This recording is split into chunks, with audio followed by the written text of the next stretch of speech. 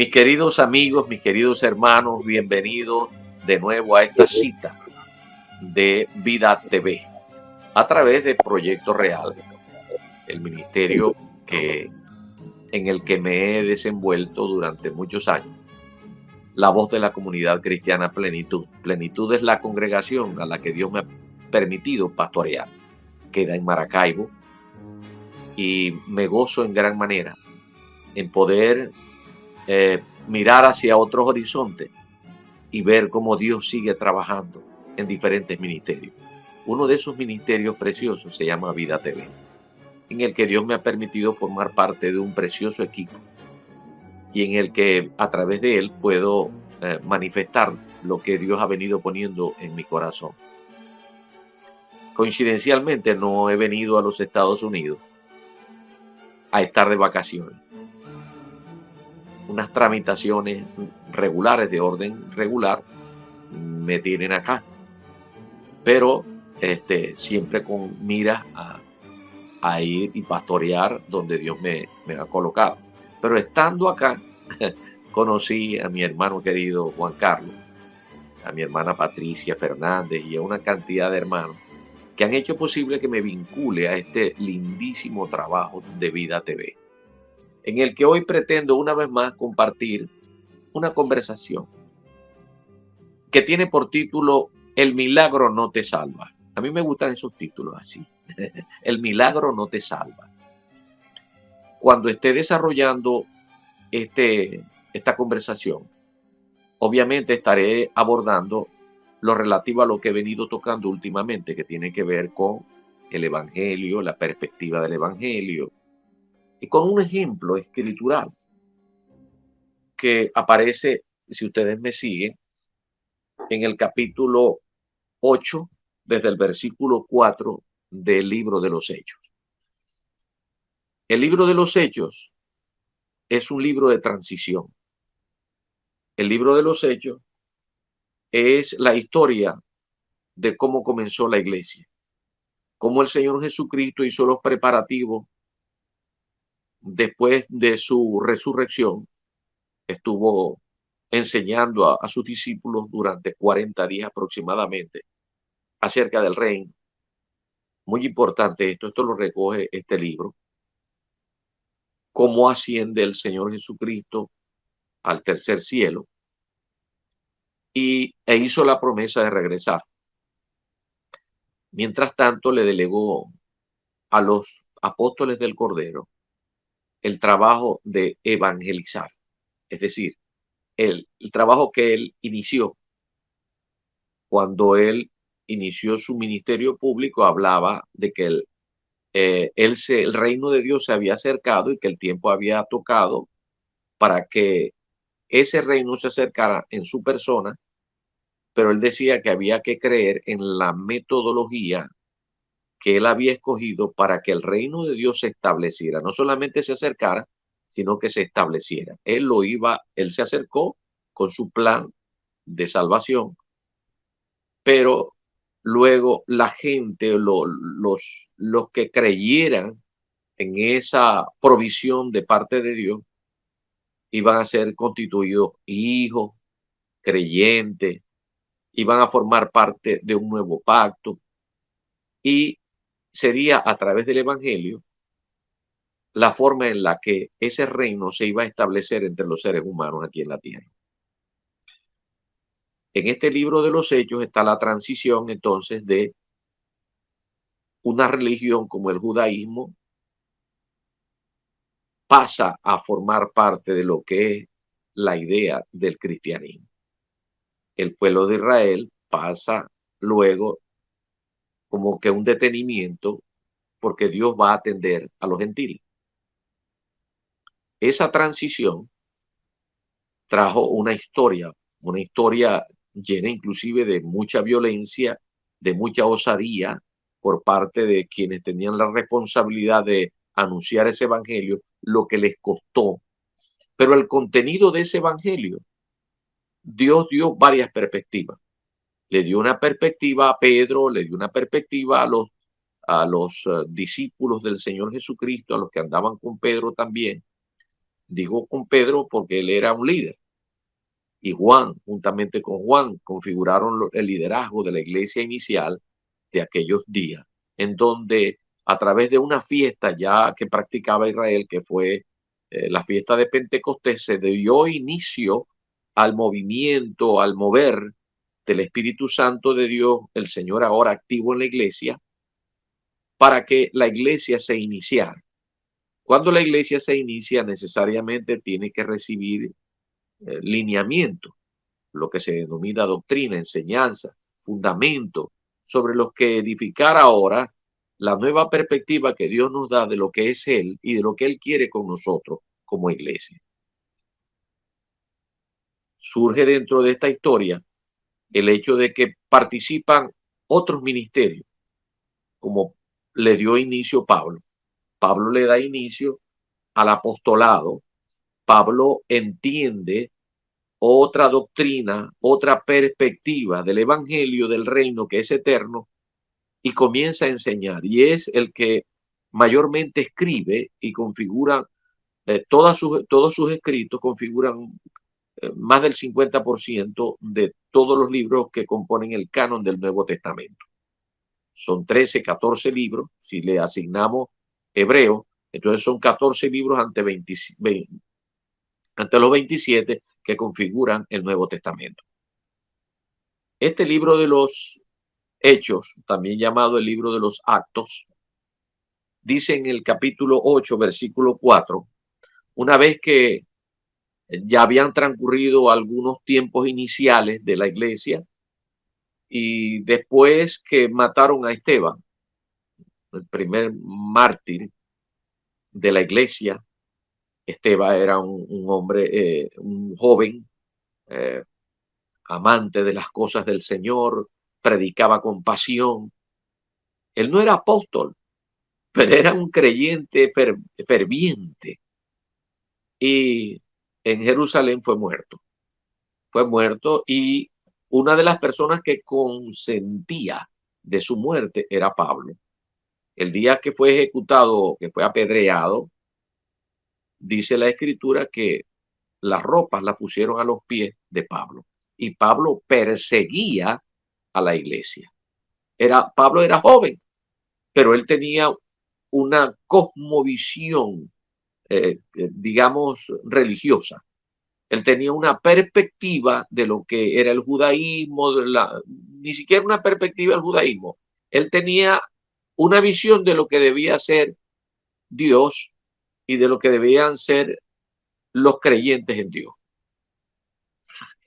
En este capítulo 8 dice el versículo 3: y Saulo asolaba la iglesia y entrando casa por casa arrastraba a hombres y a mujeres y los entregaba en la cárcel. Debió ser terrible Pablo. Pero ya en el versículo 4, que es lo que quiero desarrollar como nuestra conversación central para el día de hoy, a la cual repito el título, El milagro no te salva, dice aquí: pero los que fueron esparcidos iban por todas partes anunciando el evangelio. ¿Por qué fueron esparcidos? Después que mataron a Esteban, se desató una persecución contra la iglesia. Y esa persecución, a mí, desde la perspectiva de mi entendimiento, Dios permitió eso, porque era que estaban los que configuraban la iglesia inicial y el liderazgo de la iglesia inicial, entre ellos Pedro, Juan, Bartolomé y todos los que están allí en el capítulo 1 del libro de los Hechos. Estaban allá en Jerusalén, es más, se reunían en el templo, no precisamente en las áreas más importantes, porque eso no se los iba a permitir la estructura religiosa judaica, ¿verdad? Sino que se reunían allí en algunos de los corredores. Allí se reunían, porque ellos creían así y porque a ellos se les encomendó predicar el evangelio específicamente al pueblo de Israel. Entonces, ¿qué aconteció? Cuando mataron a Esteban, bueno, se desató una persecución y muchos de los cristianos salieron entonces a hacer lo que ya Dios les había dado como ordenanza, que fueran por el mundo, la gran comisión, ir y predicar el evangelio a toda criatura, y así. Entonces aquí en el versículo 4 del capítulo 8 dice, pero los que fueron esparcidos iban por todas partes anunciando el evangelio. Entonces Felipe, descendiendo a la ciudad de Samaria, les predicaba a Cristo. Y la gente unánime escuchaba atentamente las cosas que decía Felipe, y oyendo y viendo las señales, porque de muchos que tenían espíritus inmundos salían estos dando grandes voces, y muchos paralíticos y cojos eran sanados. A mí me llamó poderosamente la atención, y esto fue lo que le dio el título a esta conversación. Llegó Felipe a Samaria. Samaria era una región que quedaba al norte de Jerusalén, formaba parte en la antigüedad del reino del norte, y allí esa era su capital, Samaria. Es más, allí hicieron sus propios lugares de adoración a Dios, se separaron, de tal manera que había una diferenciación bien marcada entre los que eran de Israel del norte y otros del sur. Y los del norte en un momento determinado fueron llevados cautivos por los asirios a sus diferentes tierras y se esparcieron por allí. Eso sucedió más o menos como en el 722 antes de Cristo. Luego más o menos en el 586, 587, el reino del sur fue llevado cautivo, pero a Babilonia, y de allá retornaron a edificar el templo, la ciudad y los muros. De manera que cuando regresaron, se establecieron allí, continuaron y con todo lo que correspondía al judaísmo. Es allí donde el Señor Jesucristo llega en ese tiempo, pasado pues el establecimiento, como unos 500 años después, que regresan, que comienzan a regresar de Babilonia. El Señor Jesucristo entra en la escena. Predica el evangelio, asciende a los cielos y le deja la responsabilidad a la iglesia de predicar el evangelio. Porque el evangelio, repito, es el método con el que el reino de Dios es establecido en la tierra. Pero después de que se armó el lío que se armó con Esteban, se hace el señalamiento de esta escritura de otro líder joven llamado Felipe, que va hacia Samaria.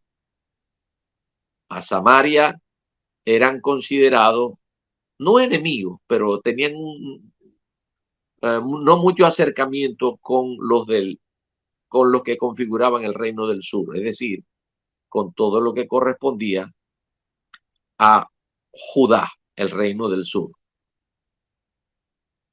Pero como el Señor dijo que tenían que predicar el evangelio a todas las criaturas, bueno, después del lío con Esteban, salieron a predicar. Pero me llama mucho la atención el versículo 7, donde dice, porque de muchos que tenían espíritus inmundos salían, estos dando grandes voces, y muchos paralíticos y cojos eran sanados. Muchas señales, muchos milagros, pero no pasó lo que tenía que pasar. A pesar de que hubo milagros y a pesar de que hubo muchas señales y muchas personas liberadas de demonios, no estaba pasando lo que tenía que pasar. El Espíritu Santo de Dios tenía que venir a morar en el hombre, en el creyente. Esto es muy importante. ¿Por qué? Porque si el Espíritu Santo de Dios, mi querido hermano, mi querido amigo que me está escuchando, si el Espíritu Santo de Dios no forma parte de nuestro ser, entonces no somos iglesia. No hemos nacido de nuevo. No podemos predicar el evangelio con efectividad y eficiencia. Aunque inclusive Dios nos pueda usar para milagros y señales, como estaba ocurriendo con Felipe. Aquellas personas eran libres de demonios, paralíticos que recibían sanidad y enfermos libres de esas dolencias, pero no estaba pasando lo que tiene que pasar, lo previsto por Dios. que el Espíritu Santo venga a morar en la vida de los hombres para que entonces se constituya en una nueva criatura, en una nueva raza. No basta con que tengamos espíritu, necesitamos el Espíritu Santo de Dios amalgamado a nuestras vidas. Porque cuando Él está amalgamado a nuestro espíritu, estamos sellados, formamos parte de la iglesia, entonces Dios comenzará a tratar con nosotros para que nos convirtamos en canales de bendición, de tal manera que podamos predicar ese dulce evangelio a todas las personas, pero no por complacencia, sino por pasión, por pasión. Y dice el versículo 9, pero había un hombre llamado Simón que antes ejercía la magia en aquella ciudad y había engañado a la gente en Samaria.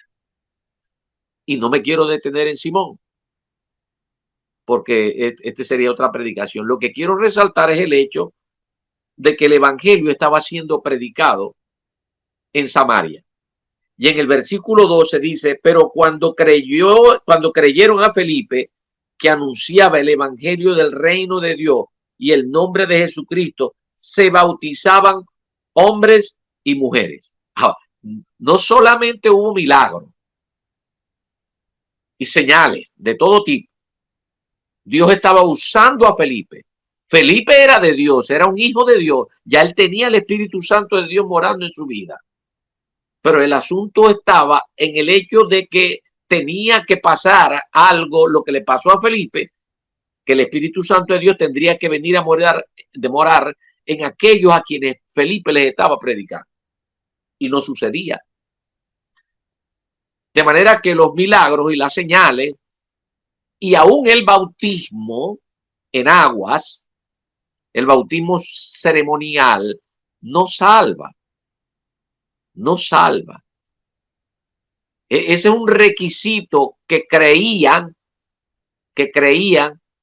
aquellas personas que predicaban. Pero necesitaba llegar Pablo para aclarar el asunto. Sin embargo,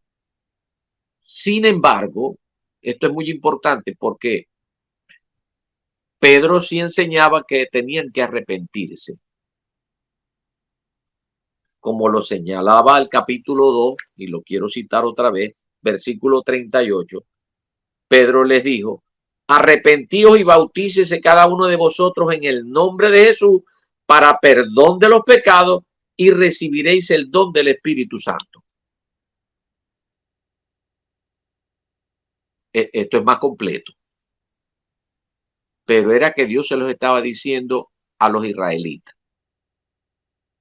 Tenían que reconocer al Señor Jesucristo, que ese era el Mesías al que habían matado, que ese era el Mesías, y que tenían que arrepentirse de la cosmovisión que tenían respecto de quién era Dios. Porque si seguían rechazando al Señor Jesucristo, entonces no había ningún tipo de arrepentimiento. Tenían que arrepentirse. Tenían que reconocer no solamente quién era el Señor Jesucristo, sino lo que hizo en una cruz.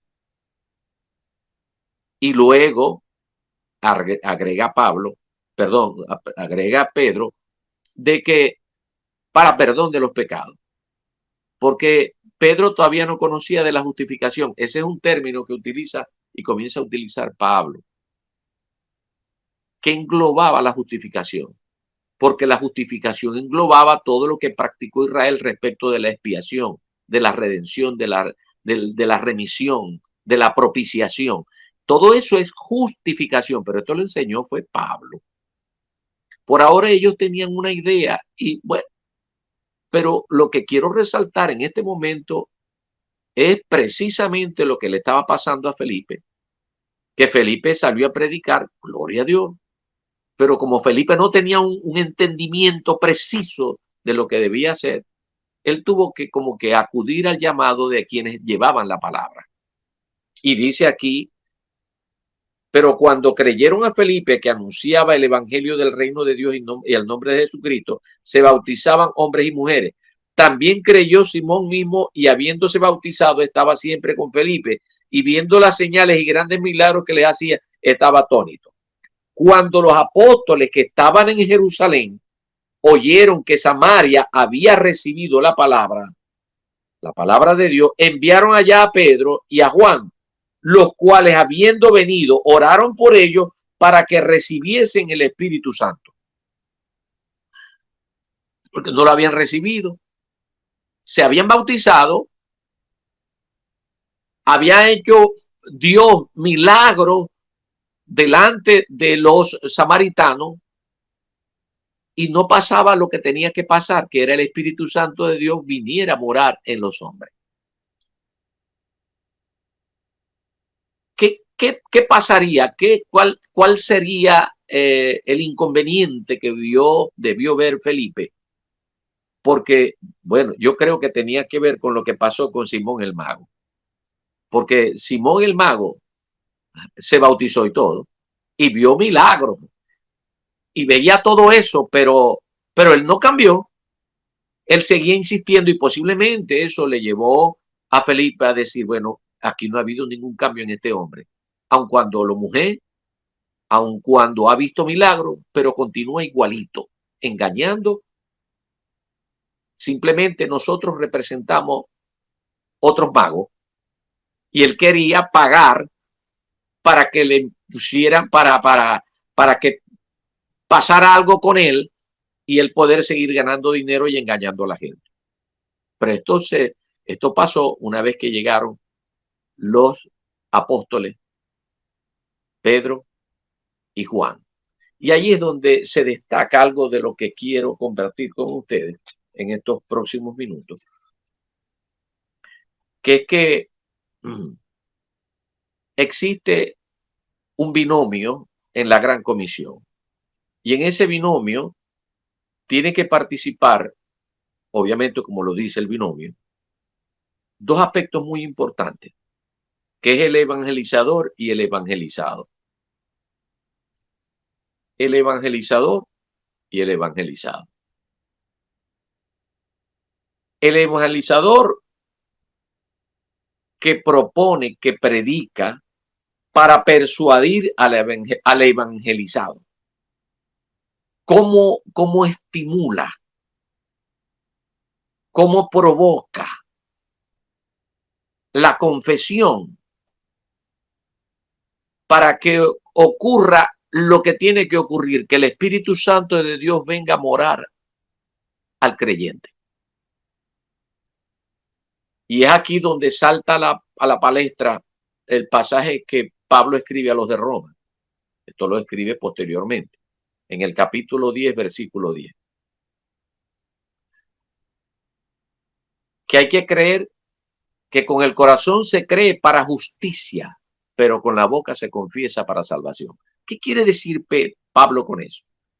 Nos los aprendemos de memoria, pero esto tiene una explicación.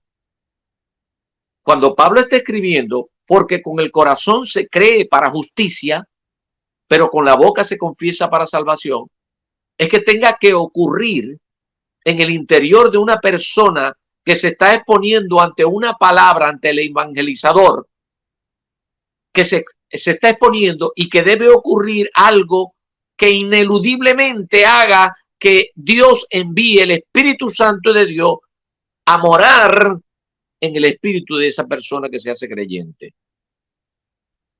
Eso no ocurre porque yo soy complaciente como evangelizado. Eso no tiene que ocurrir. El binomio es evangelizador y evangelizado. El evangelizador procura presentar a Cristo como él quiere ser presentado. El evangelizador tiene que tener previo a ese momento circunstancial que Dios en la generalidad de los casos crea en favor del evangelizado. Nosotros tenemos que estar pendientes de eso, de que ese binomio esté en el punto, porque es que Dios está pendiente. Si Dios nos envió a predicar el evangelio, Dios está pendiente. Dios va a estar pendiente, no está descuidado. Allá está trabajando Carlito, allá está trabajando Rafael. Ay, se me olvidó.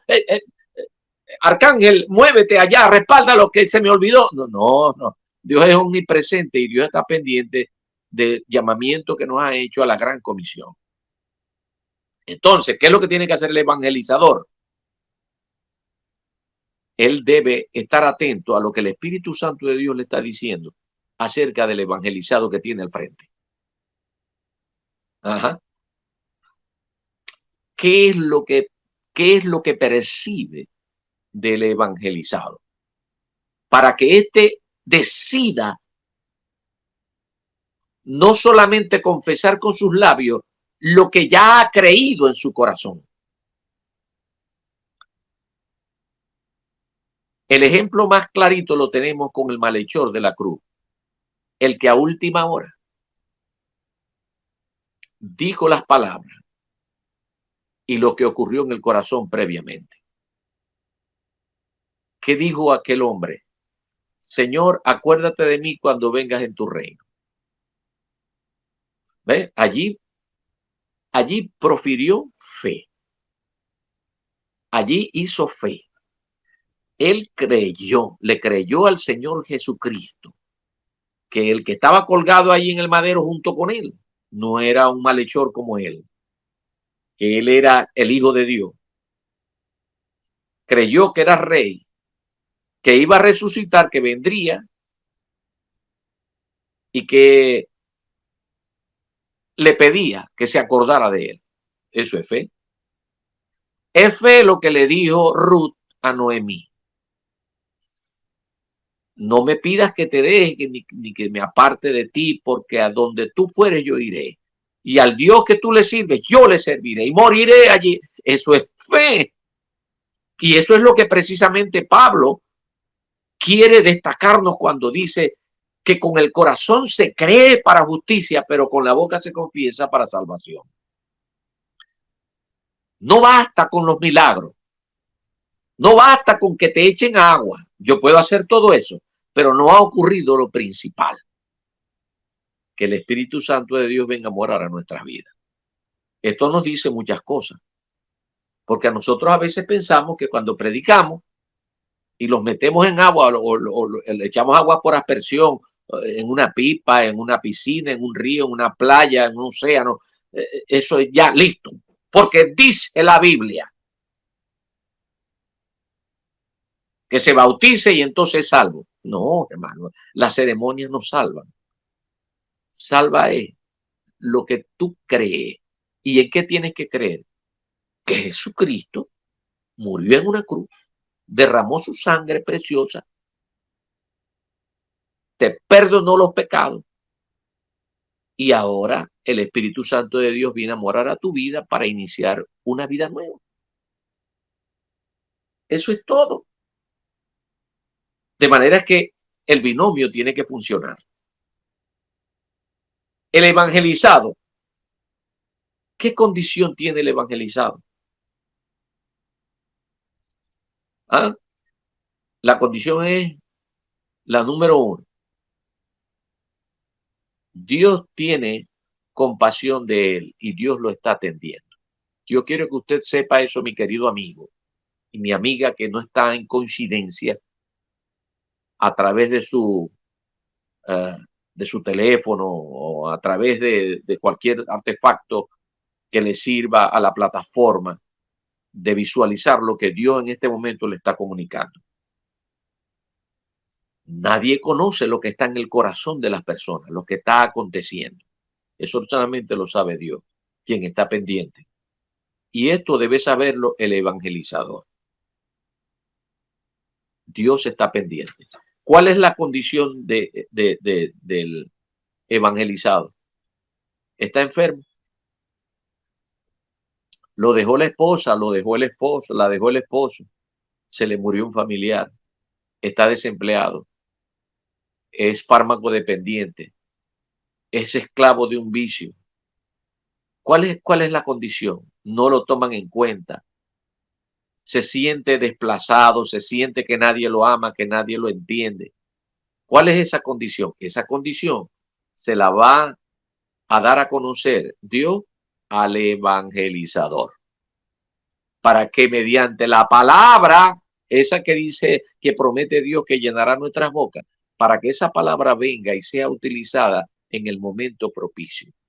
y esa persona pueda creer en su corazón, porque ese corazón solamente lo conoce Dios. Cuando esa persona decide creer con el corazón, obviamente lo que va a confesar su boca es lo que ha ocurrido interiormente. Porque ¿qué es lo que hacemos nosotros al hablar? De la abundancia de lo que hay en el corazón. Si nosotros hemos tenido una experiencia con Dios, si nosotros hemos entendido que el evangelizador viene de parte de Dios, que es un agente del cielo, que Dios está usando para conducirme a mí, pecador, a que yo sea libre y sea nueva creación, a que crea en la obra que ha hecho Dios a través de Jesucristo. Entonces yo no puedo ser ningún mentiroso y me porte como un complaciente, porque estamos hablando de cosas que tienen repercusión eterna. O me pierdo o paso a formar parte de la vida y de una familia en Cristo Jesús. Hay muchas condiciones en las que puedan estar muchos evangelizados. Voy a atreverme a mencionar 3 condiciones de orden de fe, por decir algo. Si es panteísta, mucha gente es panteísta y no se entera. ¿Quiénes son los panteístas? Los que dicen que Dios existe, ¿verdad? Dios existe, pero el pecado no. De que el pecado es una ilusión. Eso es un panteísta. O puede ser otra cosa, ateo o el ateísmo. Que no hay Dios, pero que sí hay pecado. Fíjese por dónde va la raza humana. O puede ser uno de esos que son en cantidades industriales, escéptico, que duda o desconfía de la verdad, de la eficacia de algo, especialmente de la creencia comúnmente admitida. Hay muchos escépticos. Muchas iglesias están llenas de escépticos. Muchas personas que van porque les gusta la dinámica congregacional. Porque cuando el pastor está predicando, los toca y lloran y gimen y cantan y hacen de todo. Pero no han tenido un encuentro personal con el Cristo de la gloria. El Espíritu Santo de Dios no está morando en sus vidas. Y ese puede ser un escenario donde ese sea el corazón de ese evangelizado. Y eso tenemos que saberlo nosotros también. De manera que la ceremonia no te salva. No, mi amigo. No, mi hermano. La ceremonia no te salva. Tampoco te salva el milagro. Lo que salva es el hecho de que el Espíritu Santo de Dios venga a morar a nuestra vida. Pero para que ocurra eso, debe haber un cambio en nuestro corazón. Debemos creer en la sangre de Cristo, que es el equivalente a la justificación de la que habla Pablo. A lo mejor estoy tocando con esta conversación, estoy tocando susceptibilidades, estoy tocando doctrinas que se han enseñado por siglos. Pero bueno, yo tengo que decir lo que tengo que decir. Porque yo no estoy hablando cosas incoherentes. Yo estoy utilizando la palabra. Yo estoy tratando de separar bien la palabra. Y con ella pretendo con toda seguridad hacer que el hermano y la hermana piensen cómo han estado evangelizando. Pero también el amigo sepa que no tiene que ser complaciente, ni ir a un lugar para complacer a alguien. No, tiene que tener un encuentro personal con el Cristo de la gloria. Mi querido amigo, mi querida amiga, ¿cómo se lo decimos? Porque cada vez que un pastor, después que termina de predicar, hace un llamamiento, levante la mano los que quieren recibir al Señor, pase aquí adelante. Es el deseo lo que nos hace proponer estas cosas. Es el deseo que ocurra lo que necesariamente tiene que pasar en aquel que es evangelizado. No piense usted, mi querido amigo, porque Dios le hizo un milagro en su vida, ya usted es salvo. No. Eso es misericordia. Dios lo que quiere es que usted le abra su corazón, nazca de nuevo. Entonces el Espíritu Santo de Dios vendrá a su vida. Y con el Espíritu Santo es como usted puede iniciar una nueva vida. Sin Él no. Sin Él lo que hasta ahora tiene es información. Está a la puerta del reino solamente, pero hay que entrar. Hay que entrar. No basta tener información de que hay Dios. Muchos admiten eso cuando uno les predica. Sí, sí, yo creo que hay Dios, pero no le creen a Él. Porque creyéndole a Él, esto implicaría que tenemos que permitir que el Espíritu Santo de Dios venga a formar parte de nuestra vida. Así es como entramos. Y después que entramos, comienza un proceso que se llama salvación. Dentro de ese proceso está una parte que se llama santificación. Es decir, cómo combatimos entonces la maldad que está en nosotros. Ah, porque usted cree que es la última Coca-Cola del desierto. Porque usted se cree el pan de azúcar. No, hermano. No, mi amigo. No hay bueno, ni uno solo, dijo el Señor Jesucristo. Necesitamos el Espíritu Santo de Dios para que entonces comience la carrera, para que comience el proceso de la santificación y entonces nosotros nos vamos deslastrando de las cosas que no le agradan a Dios y nos constituyamos poco a poco en las personas que Dios soñó. Que usted se constituya en la persona que Él pensó antes de que fuera creado, antes de la fundación del mundo.